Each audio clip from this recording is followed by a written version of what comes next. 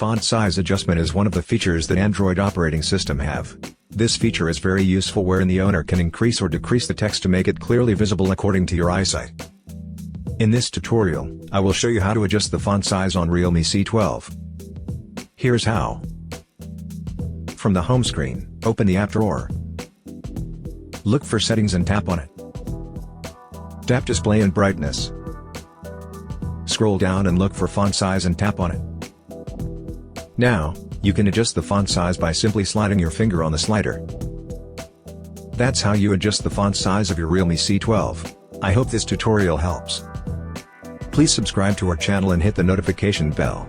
Thanks for watching.